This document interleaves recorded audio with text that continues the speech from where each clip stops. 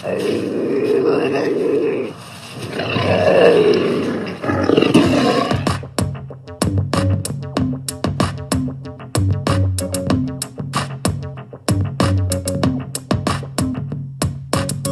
blast off in my time machine. Third eye feeling like it need Visine. Blast off, blast off, blast off, blast off. Come blast off in my time machine. Third eye feeling like it need Visine. Blast off, blast off, blast off, blast off. Blast off on another episode of Hero Paranormal Podcast. That's right, my name is Ryan, the original outlaw of the airwaves, bringing you a VIP episode of Hero Paranormal Podcast. Broadcasting from the base at La Madre Mountain, just south of Area 51. Bringing you a humdinger of an episode tonight. Epic, to say the least. If you haven't heard of Ron Johnson, well then you're probably not from Utah. On today's episode, we have the amazing researcher, wildlife photographer, landscape photographer, very talented individual, Ron Johnson. Some of you may know Ron from Grant Cameron's podcast series. Ron has had some of the most interesting and insightful experiences when it comes to the paranormal. Ron has experiences he remembers as a child that absolutely blew my mind.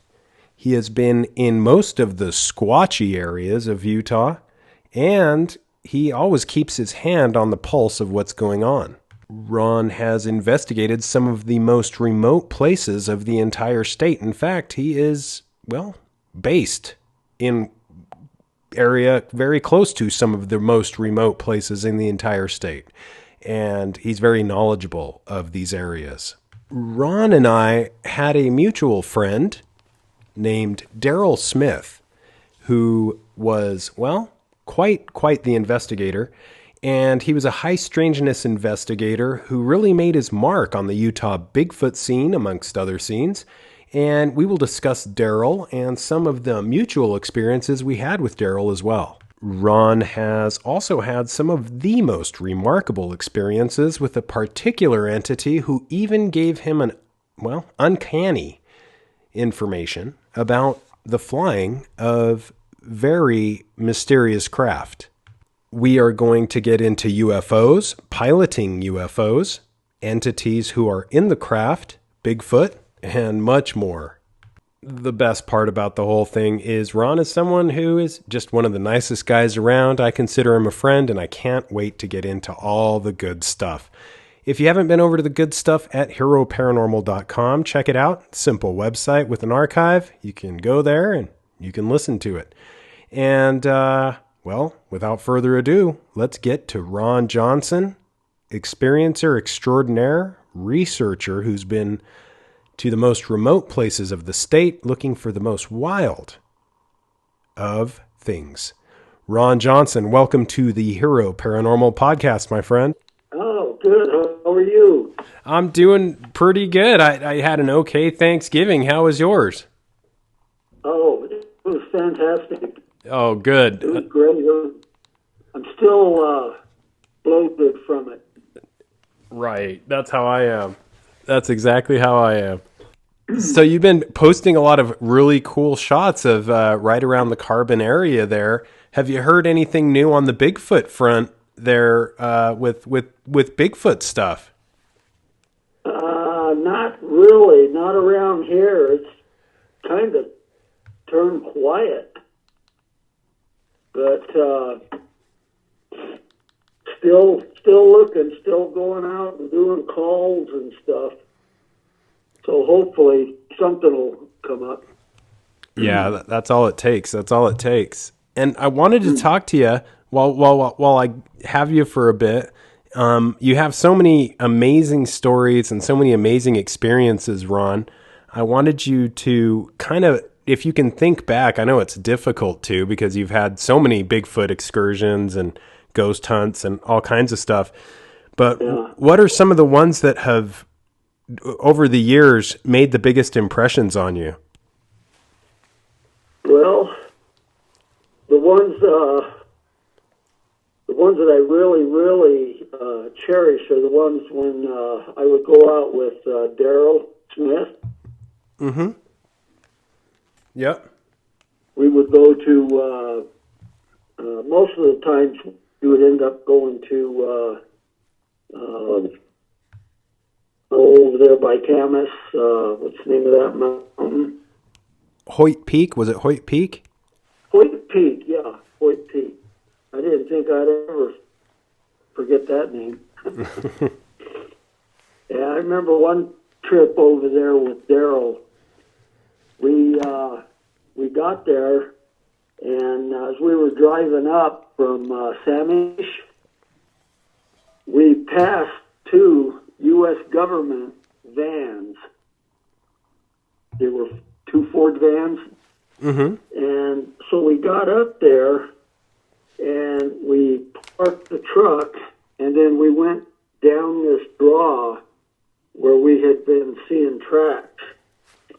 And the darn thing, after we got down there, I think we were down there for about 2-3 hours, and then when we went back to the truck, this is unusual. I have never heard this before.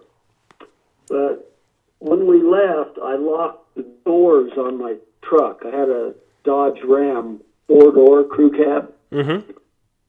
And when we got back, all 4 doors were open. The box was open. Everything inside the truck, including what was in the glove box, was laid out systematically in order on the ground around the truck. Everything in the back of the truck was out on the ground. The coolers that had our food and our lunches in it, everything was out of the cooler and laying on the ground. It was really, really odd.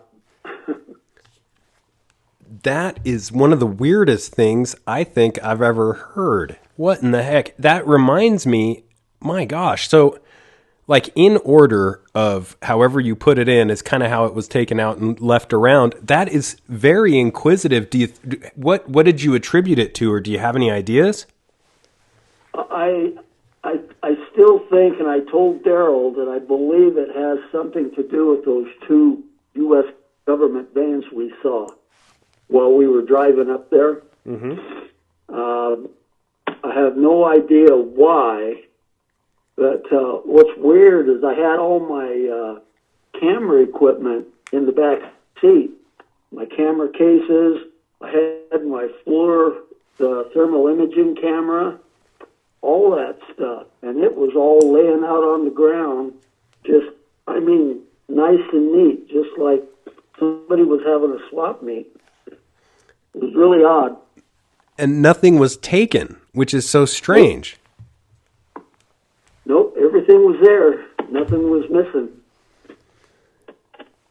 Now, I've heard a lot of Bigfoot tales coming from the Hoyt Peak area there, Ron. Did you guys ever get any responses to Bigfoot calls or knocks? Yes, we did. I don't know, have you seen the plaster cast that I have? Yes, amazing. Okay. Yeah, me and Daryl, we were in this draw where we found them. There was actually 5 steps of tracks. There was a set of 23-inch tracks, a set of 22-inch tracks, a set of 19-inch tracks, and then a set of 12 and 13. But they were, pretty old, probably made from the previous fall, I believe. But we followed them, and we picked out the best 2 that we could find, and that was the 2. But anyways, right after we got through cleaning up, after making the cast, we kind of cleaned up the area so we didn't, leave it disturbed. Mm-hmm. And I asked Daryl to give one of his calls.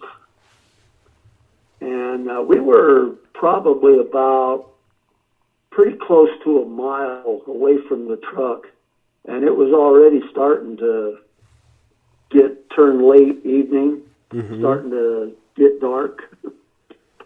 And so Daryl let out one of his yells, screams, and we had something answered back 3 times, and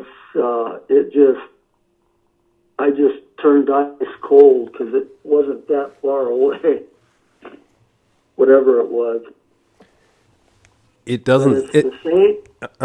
It's the same sound, 3 screams that I've heard when I've done Bigfoot calling up where I had my sighting, and then up here on top of the Book Cliffs.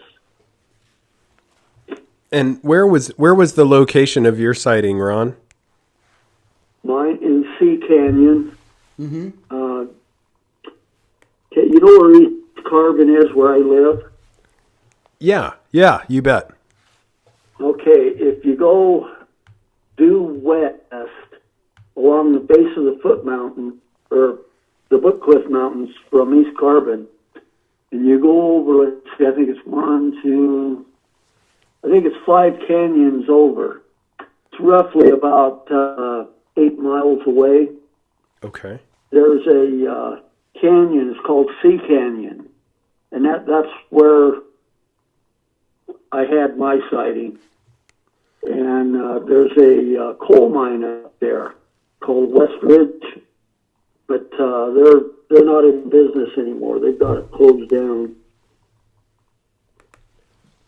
I think I have been in that area. Now that you mention it, there's so much neat stuff there close by to you. One area that just fascinates me that is not too far away is 9 Mile Canyon. Have you had any experiences up there, Ron? None. I haven't had any. I've been up there doing calls. The only time I've had anything up there was that time that me and Daryl went up there and you showed us what might have been a Bigfoot hut. Oh, that's right. That's right. Yeah, that's about the only thing I had there, experience-wise. But I know they're there. I know they're in that area. Yeah, I've heard tales of that. And have you come across any? One thing that a lot of people come across is physical evidence. You have the foot casts. Have you come across any other physical evidence like hair or other matters? Yes. Hear about the last partner I had, my cousin, the one that died. Mm-hmm. We were up. We interviewed a woman that saw one standing on the side of the highway, right at the top of Price Canyon, and I guess it really shook her up pretty bad. She pulled over to the side of the road after she passed it and said she had to calm down. And so me and my cousin, we went up there, we were looking around, and right where she had the sighting, where it was standing on the back side of the road, there was when you go along the top of Price Canyon, there's some pretty tall ledges along the side of the road. Mm-hmm. And there's one little spot where there's no ledges, but the land just kind of tapers down to the road, and there's trees right there, and that's where the sighting was. And so we were up there looking around, and I got hair samples off the fence there, right where she saw it. And I don't know. I just don't know who to send. I've been trying through the university here, and they just tell me you just have to find somebody that can DNA sample them. Mm-hmm. really cool that you found. It's really cool that you found a hair sample, though. I think they're harder to come across, And I think you're right. Those barbed wire fences are gold mines when it comes to looking for hair samples. So that's so neat.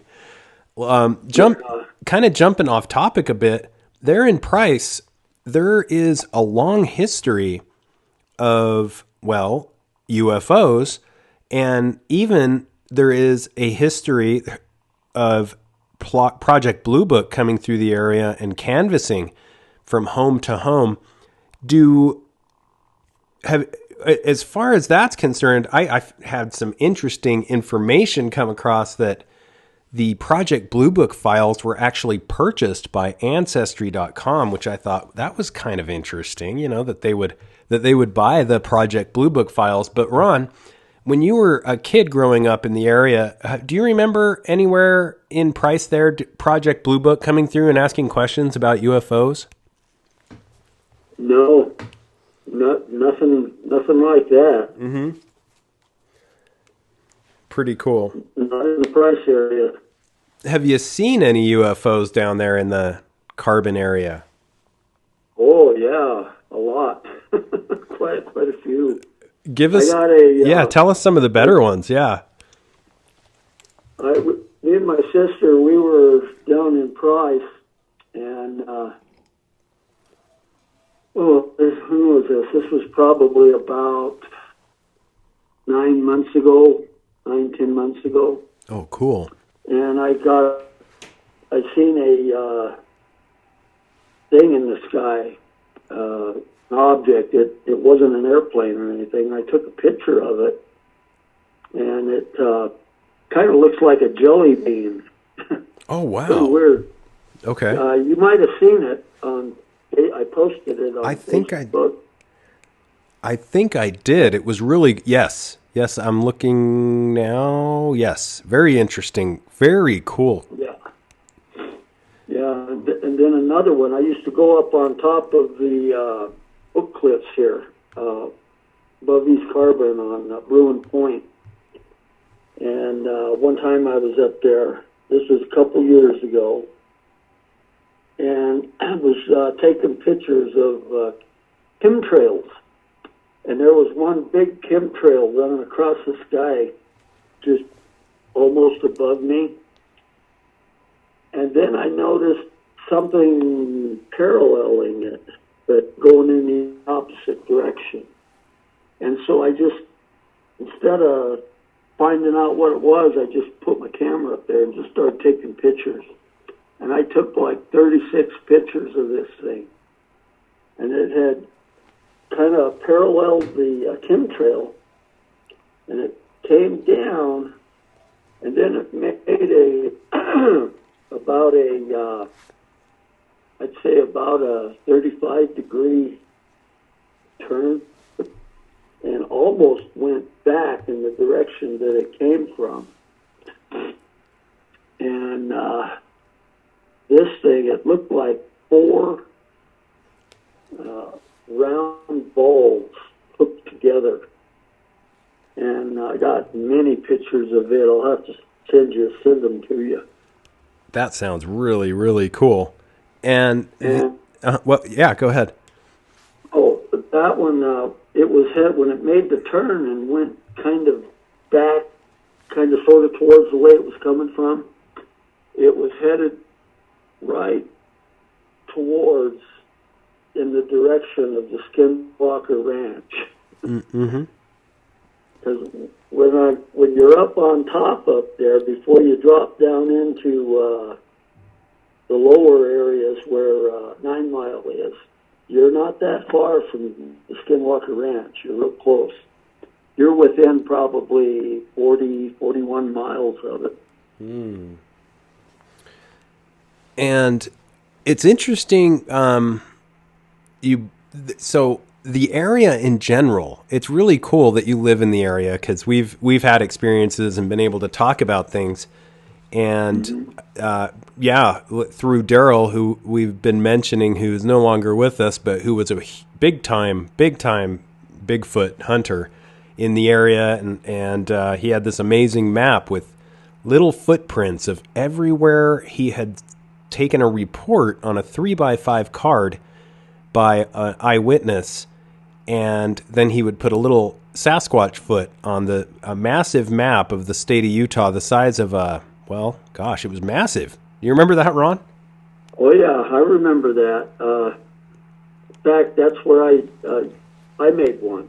Oh, how I've cool! been trying to put all of his sightings on there along with mine, but then when he got sick and died, I never got to finish putting all of his on there. I got probably half of them, but that's pretty good. That's pretty good. It was a pretty good map, and it had, it was neat because it kind of showed the areas and how often Bigfoot is seen in Utah, and it's a lot of the time. Yeah, it's quite a bit. The one reason why I wanted to do that is a lot of the researchers that I've talked to, not you, but other ones, they've always told me that don't quit wasting your time here in Carbon and Emery counties. He says there's no Bigfoot sightings down there. They're all up here in the north by Ogden or in the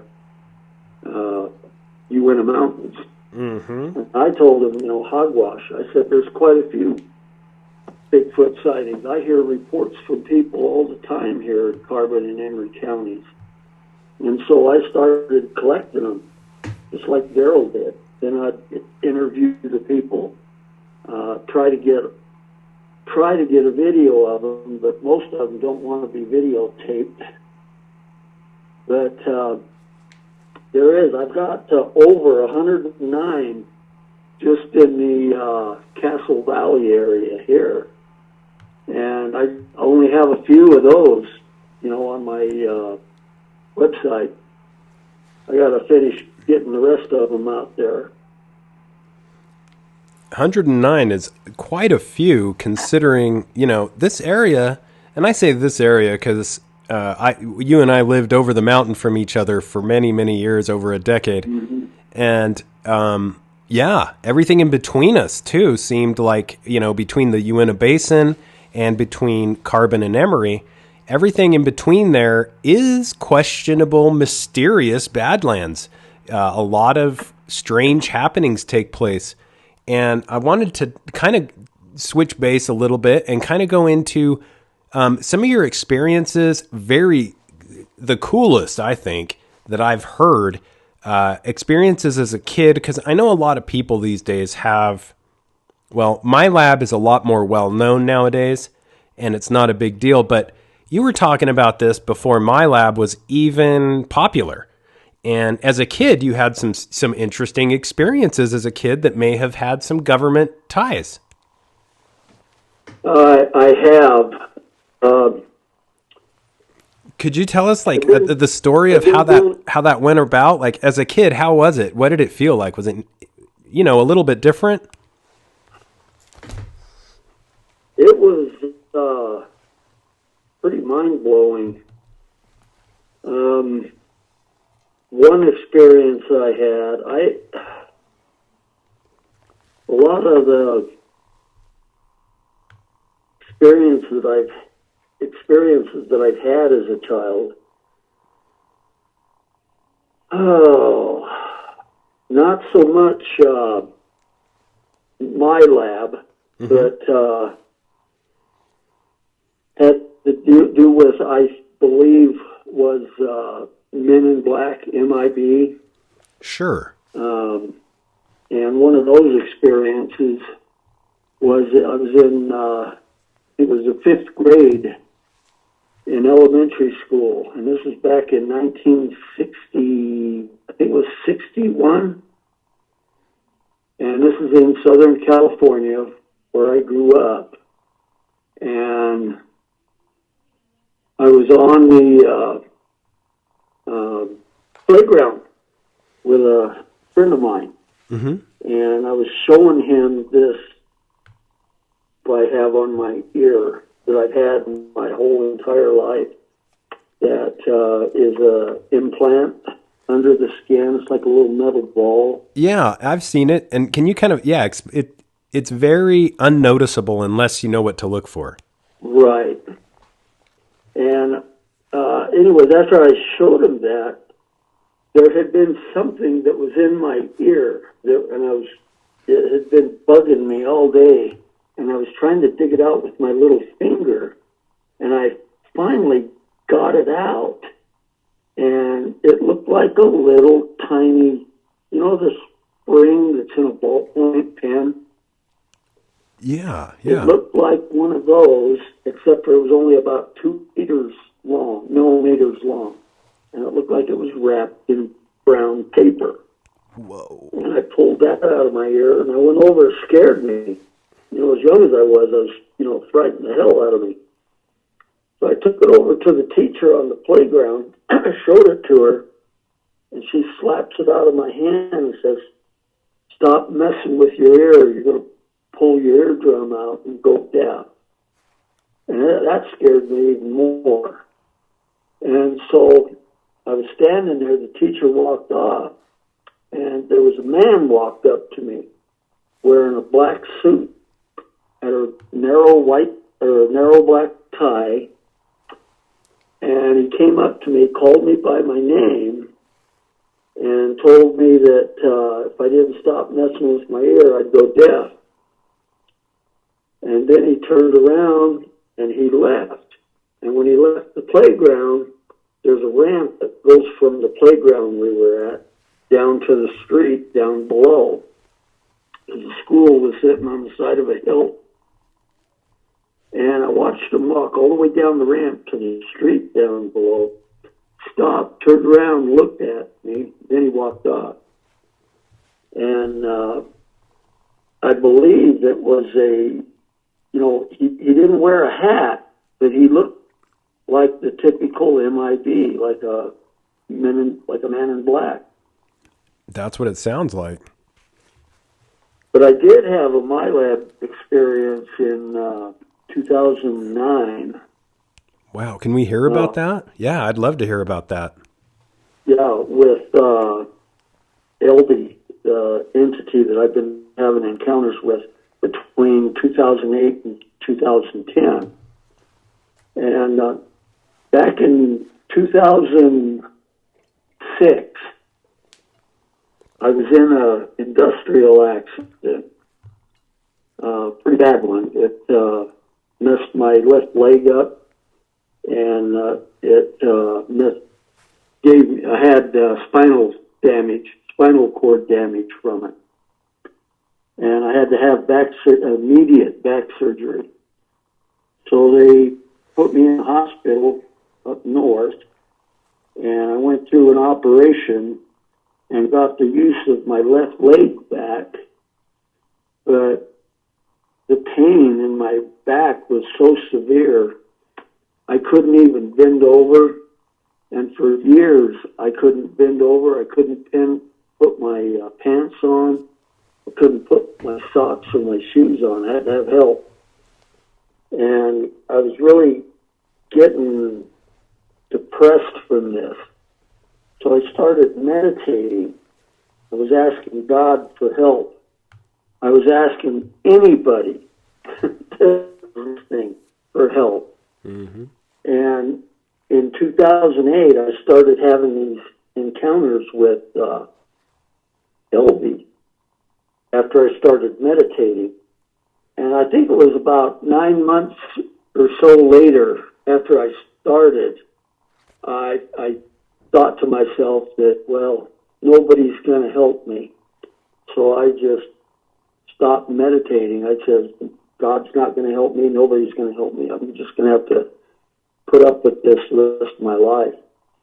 And it went on and on and on. I was having these encounters with LB.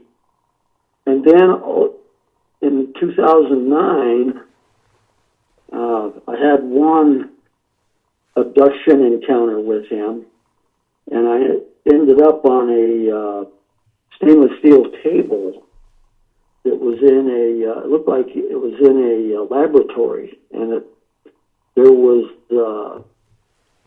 people in there, along with the aliens, the entities, and they were all wearing white lab coats. And I was laying on this table face down, and this one man comes over, and he tells me, he says, there's some entities that want to check you over. They want to examine you. They want to look at your brain, and they want to look at your back, where you had your back surgery.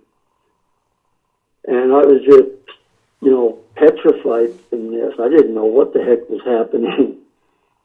And so this entity comes over, the one that I have been seeing since 2008. And at that time, I did not know what his name was. He didn't reveal his name, but he did right after this. And so he comes over and he tells me, he says, I want to examine your brain. I want to examine your back, your spine, where you had your back surgery. So he gets up on the table, and it's like he's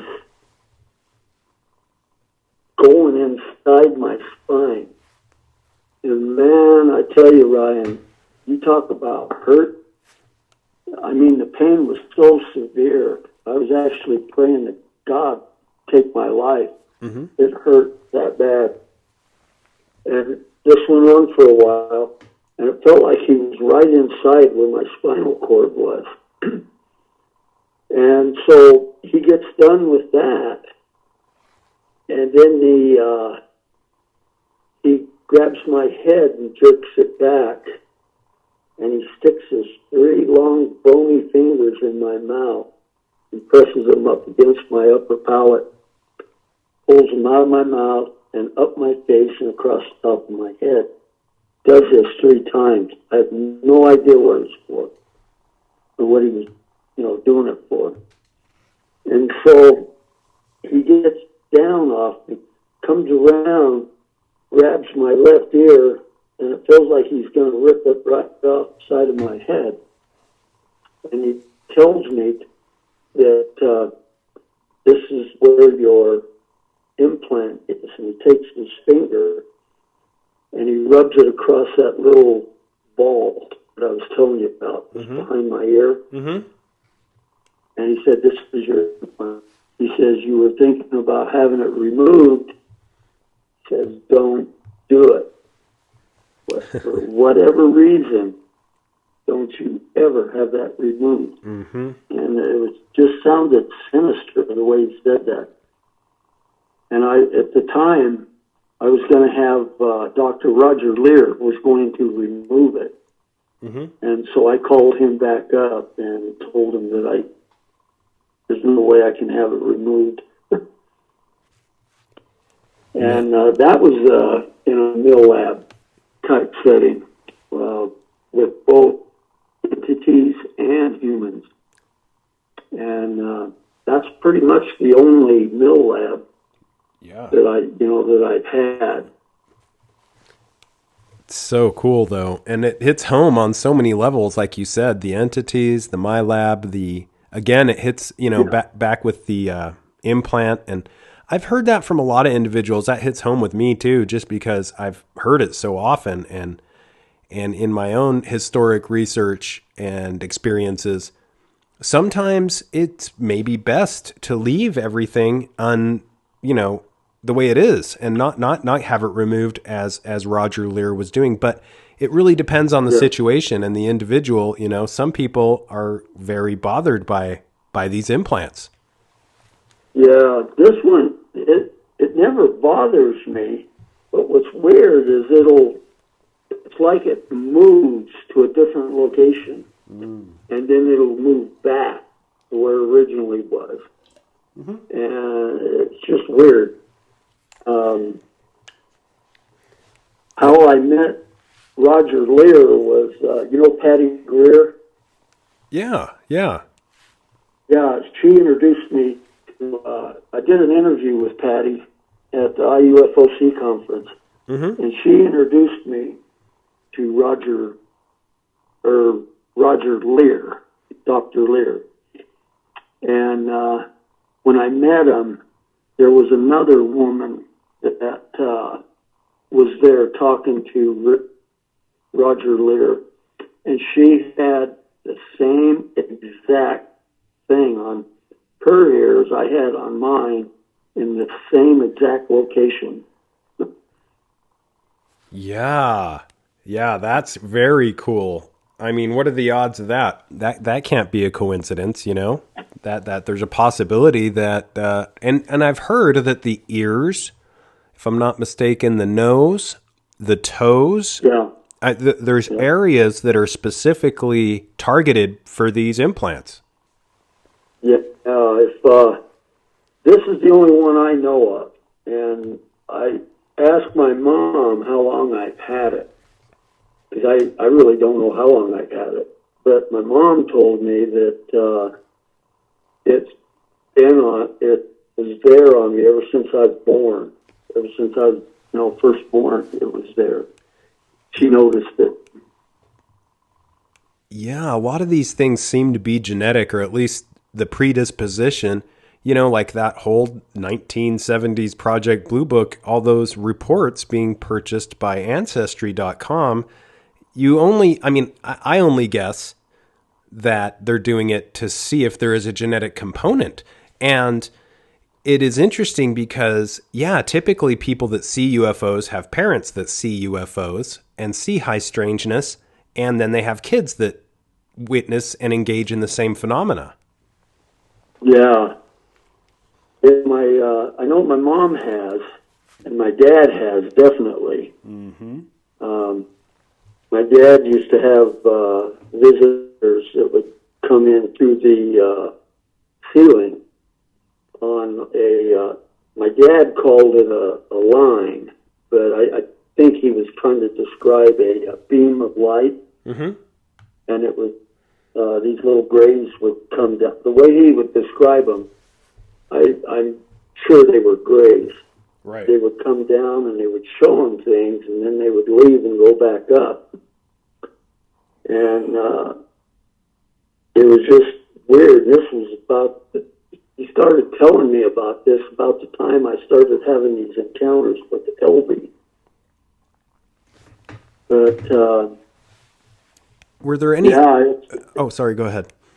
it seems to be a family thing. It's not just one person, Yeah. but it's usually the whole entire family. Yeah. I wanted to ask you, were your mom's encounters more visual, just sightings? Yeah. Basically, with my mom, I never really did bother her about, what she was seeing or anything until the last year before she died. Then I started asking her questions about what she had been seeing. And she says, I know of your encounters. And she would tell me that she would become paralyzed in bed, wouldn't be able to move. And she said the little people would come for you, and they would take you out to the door with them. And I don't remember anything like that, but my mom was telling me this, and she'd get so upset over this. She'd just go to pieces. And she was so afraid that they were going to take me one day, and I'd, never come back. And she said if I could get up out of bed, I'd kill every one of them. Yeah, there's a lot of... Uh-huh. She would see them, they would come, like, in the middle of the night, and then take me out the front door. Wow. And it really shocked me because, I was surprised she never told me this before. I had to ask her. Because, she was keeping this stuff pretty much to herself. And that part I understand, trying to protect your, I would being a parent myself, I would say, kind of hope, I hope my kid is, does not have these experiences, because some of them are a little bit traumatic. And I think it's so amazing, your story about the healing process, though. That was so neat about your back. But there's a lot of trauma involved with a lot of these experiences. Oh, there is. But I'll tell you, they hurt me when they were working on my back. I mean, they hurt me bad. It was almost to the point where I couldn't stand it. But I'll tell you one thing.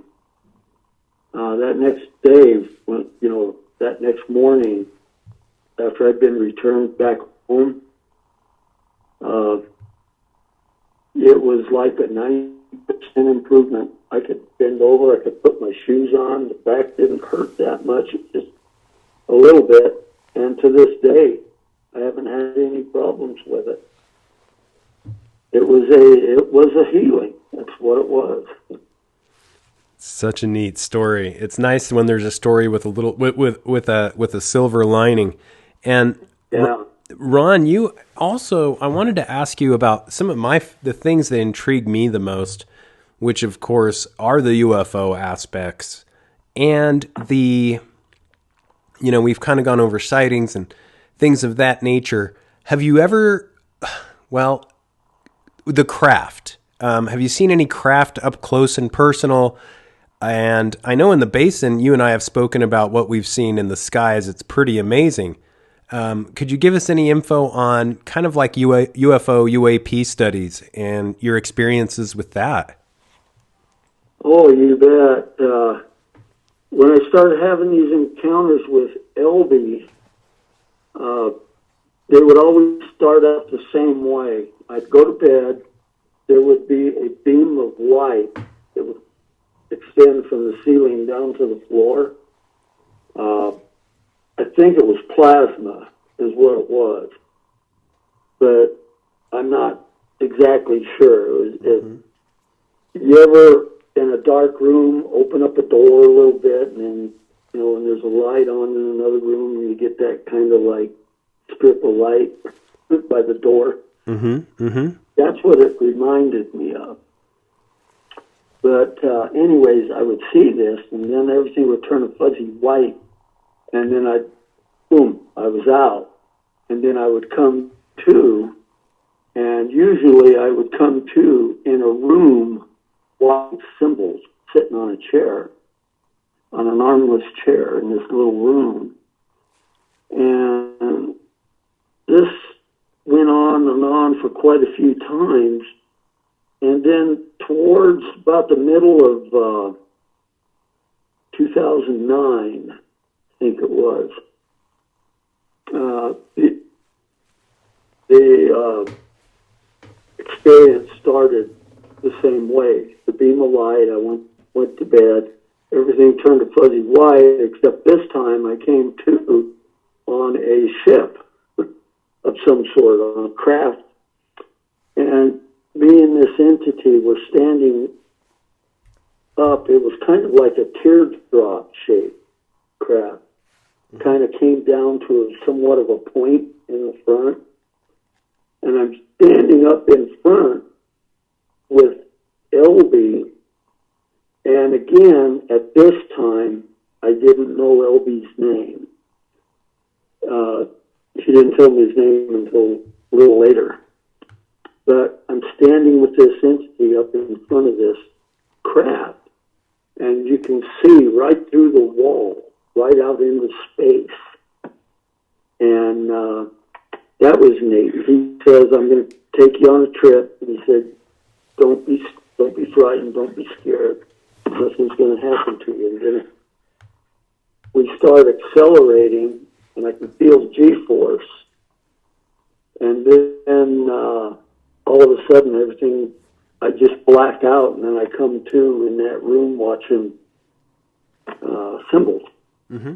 And after that, right after the healing that I had at the end of 2009, yeah, I had another encounter with Elby, and this time I knew who he was, because the one before this, he had told me his name. But everything started out the same, had the beam of light, everything turned to fuzzy white, I passed out, and when I came to, I was in this cubicle inside this bigger room. At the time, I didn't know it was a ship, but I was up against the ceiling in a clear rectangular cubicle, and there were other cubicles all around me, and each one had a human in it, had a person in it. And so I'm looking down below, and these entities are walking all around, and then pretty soon, the cubicle I'm in, it just slowly starts to descend down to the ground level. And all the entities leave except for one. And he comes over, the front of this cubicle opens up, and I step out, and Sylvie, and he's telling me, well, he takes me over to the wall, and it kind of, I don't know, opens up, and you could see through it out into space. It was really neat. That is so cool. And so he was telling me, he said, you have to be in this cubicle because you wouldn't be able to survive. You would die if, he wasn't in there. And so he took me back, and he said, I'll get you a little later. And he put me back in this cubicle, and I rose up the ceiling. And that's probably there a minute or so. And then I started to descend back down, and he was there to meet me when the front of the cubicle opened up and I stepped out. And then he tells me it's time for you to know what's happening to you. And he says, you've been programmed from birth to fly this ship. And he says your job will be to transport certain chosen humans to another dimensional Earth. Now, I don't know if I'm supposed to take that literally or figuratively. But, and he says, I want you to come over here. And there was a console sitting in front of this big plastic-looking seat. Mm-hmm. Everything on this craft looked like it was one piece. It looked like everything was injected, molded. There were no seams, no rivets, and on the armrest, there were holes in the end that... Did you say on the end of the armrest there was holes? Yeah, there were holes that your finger looked like your fingers could go into. Wow. And then there was like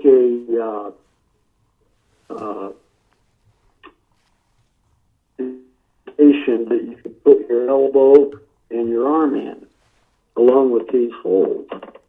And he said, I want you to place your hands, your fingers, and your arms in these indentations.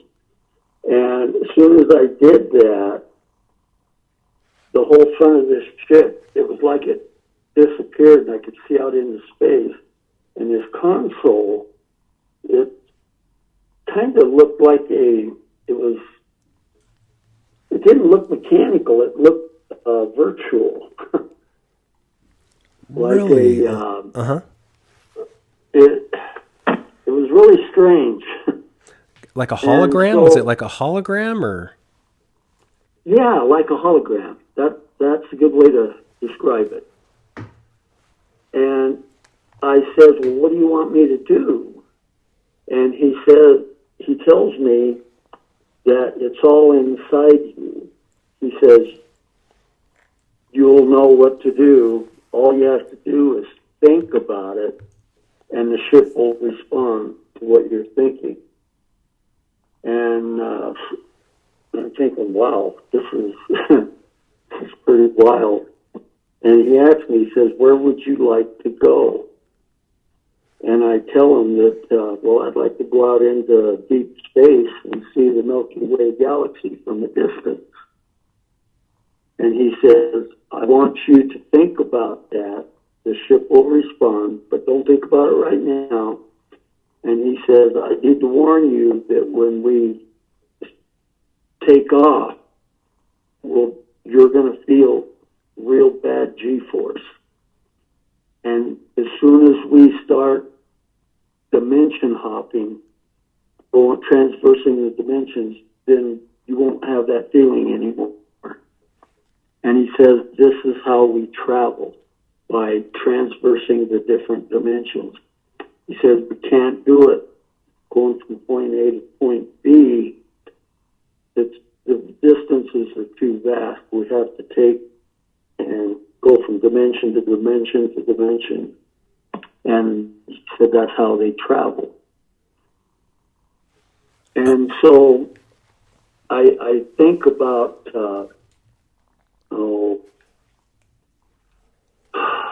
out in deep space, I want to see the Milky Way. And as soon as I think about that, we start exploring. And I can feel the G-force. And it's getting bad, the G-force.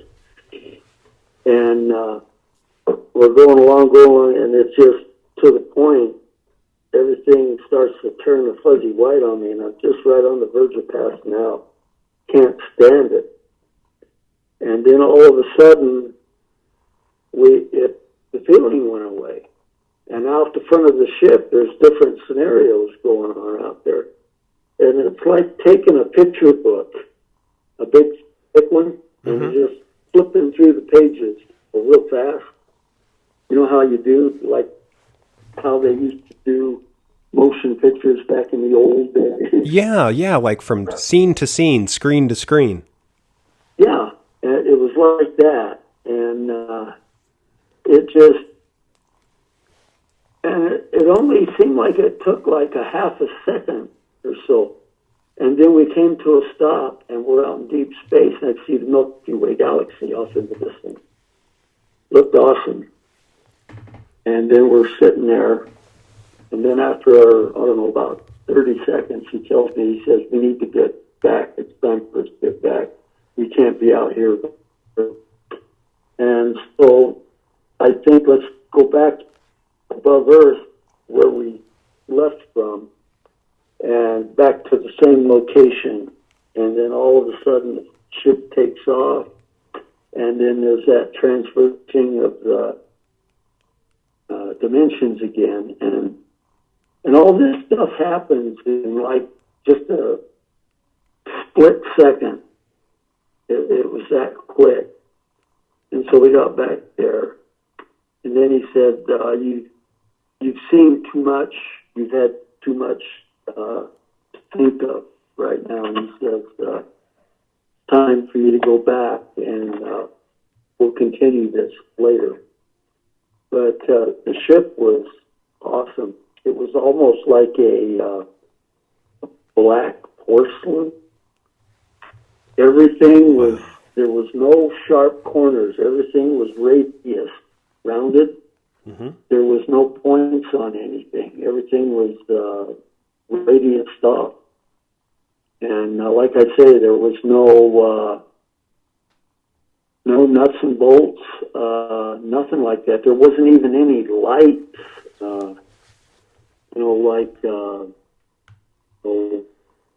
Yeah. The lighting was ambient. It was just there, Amazing, Ron. My gosh. Well, and it's not like, so many people obviously have a hard time wrapping their heads around things, but I love the quote, for those that don't believe that this stuff exists, the quote from Ben Rich, the former CEO of Lockheed Martin's Skunk Works division. And his quote was, "We have already the means to travel among the stars, but these technologies are locked up in black projects, and it would take an act of God to ever get them to benefit humanity. Anything you can imagine, we already know how to do. So it just goes to show that he's admitting that, I mean, if we can think it up, kind of what you're saying, I mean, almost exactly what you're saying in the ship. If you you think it up and then you go there, it's amazing. Yeah, it's all done telepathically. ESP. And Grant Cameron's been talking about a lot of this, in the last couple of years. Love Grant. Yeah. Yeah, I do too. He's been real good with me. I'm surprised he has anything to do with me, but he's a great guy. Oh, I don't know. He thinks the world of you when I've talked to him. And it's, an interesting thing, Ron, is that a lot of the messages that you were receiving, for example, that you were kind of, the pilot of this craft. That's amazing to me. That's what Grant calls me, the pilot. It's very cool. Yeah, it's awesome. If you ever have experiences, that's one experience that I hope you get to have, because I tell you, it is awesome. Now, I wanted to jump back to some experiences that you and I and Daryl had in the Uinta Basin, because at the time, and this was years ago, but at the time we were at the old Strawberry River Bed and Breakfast, I believe, and we saw something similar to an MIB kind of pull over next to us, and at the time I didn't think that technology existed. These quote unquote non-lethal weapons or anti-drone guns or whatever you want to call them, orgone energy guns. I've heard so many different terms for so many different kinds of pulse wave electromagnetic frequency weapons. But we saw something like that, and Daryl kind of got sick shortly thereafter. I was going to ask you, have you seen anybody, or have you heard of anyone recently getting sick from sightings, weird, strange paranormal behavior, things of that nature, or even in the past? Daryl's the only one that comes to mind. Right. That time we were out at your bed and breakfast, and the encounter with the vehicles and the people over in the parking lot, across the fields from where your house or your bed and breakfast was. Yeah. That was a weird one. Yeah, because it was right after that we went to Hoyt Peak. I think it was like a week or two after that. And we got up there, and then Daryl was having problems walking. And we figured he thought it was just his hips bothering him. So he went to the doctor, and they told him that he was contacting ALS. That just totally blew me away. And I mean, it was just that quick, It was sudden. It was fast. It came on fast. Yeah. And of course, Daryl handled it like a gentleman, but it did just come and decimate him. God, I would go up and try to visit him whenever I could, and it was hard seeing him laying in bed like that and not being able to move. It was gut wrenching. It really was. Yeah, ALS is not a fun, and other people know it as Lou Gehrig's, but it just comes out of nowhere, and it just tears you up. Yeah, and I got just before he died, I think it was like about a week or so, maybe a week and a half. He wanted me to come up. He wanted to do an interview. We wanted to talk on the Utah Bigfoot. Oh. And so I went up there and I recorded them. And I made these discs of this. It lasted about an hour and a half. And I've got one for you, and I get it to you. And I got one for Dave. Oh, how cool. People too. Thanks, Ron. That's so cool of you. That's like the And best he wanted- Christmas present ever. He says, promise me. He says, make sure you give everybody in our little group a copy of this. And I said, I will. Man, that is so cool. Well, I can't thank you enough for coming on today, Ron, and speaking with me. I know it's the day after Thanksgiving. You recently had a birthday this week. Happy birthday. And Thank you. you know, it's one of those, it's holiday time, and I hate to pull you away from it, but man, you have so many amazing experiences and information, and I just appreciate you talking with me again. And That's no problem. I'll definitely reach out to you when I come up to Utah again, and we'll have to touch base. Yeah. Oh, where are you at? Right now I am in Las Vegas. I still come up to Utah about every month. So, but it's just so cold. My gosh. And with this COVID stuff, it's been wild. What are your thoughts on this interesting monolith? I guess the very last thing. This is weird. I'm going down Tuesday to look at it, take pictures of it. I want to measure it and do all kinds of different things with it paranormally. I love it. I'm going to do some EVPs there, providing that it's not crowded with people. Mm-hmm. But that's why I want to go down Tuesday, because I think most everybody will be at work. That's a great idea. That is a really good idea. Well, I can't wait to talk to you again, Ron. Blessings. Thanks for coming on, and I appreciate you. Thank you. Okay. Well, I appreciate you having me. Okay, we'll talk soon, my friend. Take care. Okay. All right. Bye-bye. Bye-bye. Ron is one of the nicest guys I've ever met. And true to his word, everything that he investigates, he gets down and dirty about. He spends the evening in some of the coldest peaks in Utah. I know, because I've been there with him. And he'll four-wheel way out in the middle of nowhere and up the craziest hills. Elevation doesn't matter. So he has researched some of the most wild places in the state and has some of the most wild experiences, and is just such a treasure trove of information. I was really happy that he came on the podcast. He had a birthday earlier this week, obviously Thanksgiving yesterday. We've all been busy with family, and but his stuff is so important and so unique. It's really interesting information that I believe everyone needs to hear.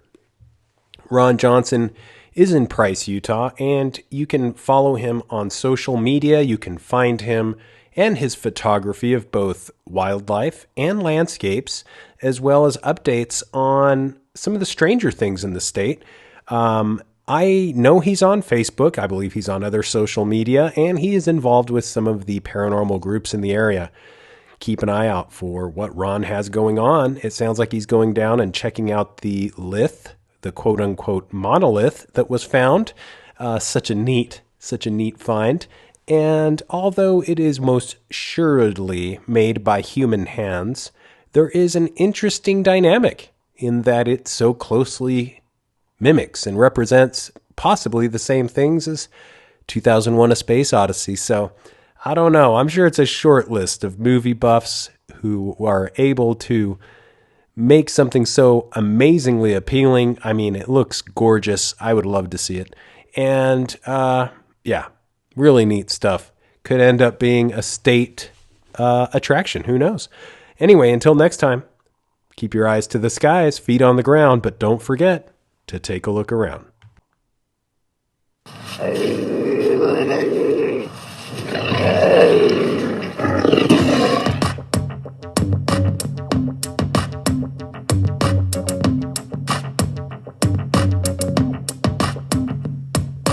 Come blast off in my time machine. Third eye feeling like it need Visine. Blast off, blast off, blast off, blast off. Come blast off in my time machine. Third eye feeling like it need Visine. Blast off, blast off.